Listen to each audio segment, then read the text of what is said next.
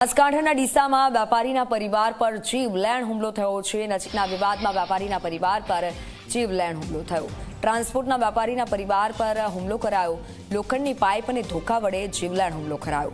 ઘટનામાં પતિ પત્ની સહિત 4 લોકોને ઈજા પહોંચી। ઈજાગ્રસ્તોને સારવાર માટે હોસ્પિટલ લઈ જવાયા। હિંસક હુમલા મામલે 4 શખ્સો સામે પોલીસ ફરિયાદ નોંધાઈ છે। ડીસા પોલીસે ગુનો નોંધી વધુ તપાસ હાથ ધરી છે। હુમલાખોરોને ઝડપી પાડવા માટે પોલીસે તપાસ શરૂ કરી છે।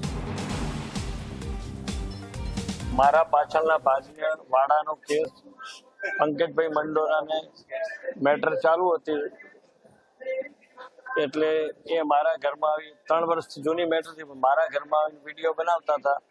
મારો દીકરો આશીષ જોઈ જતા એમને કીધું કે કાકા તમે આ વિડીયો ના બનાવો, તમારે કેસ ચાલુ છે। એટલે મારા છોકરાને બેફામ ગાળો બોલી અને ધક્કો મારીને બારે લઈ ગયા। પછી એ લોકોએ સીધા 2-3 માણસો એમના હતા એ મારવાનું ચાલુ કરી દીધું।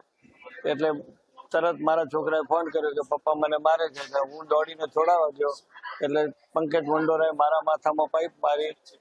એ આ બધું જોઈ જતા એમની મિસિસ પાયલબેન આવતો, પાયલબેનને પાડીને ધોકા મારીને એને બી માથામાં ઈજા કરી અને એની મમ્મી આવતા વચ્ચે એને ધોકા મારીને ઈજા કરેલ।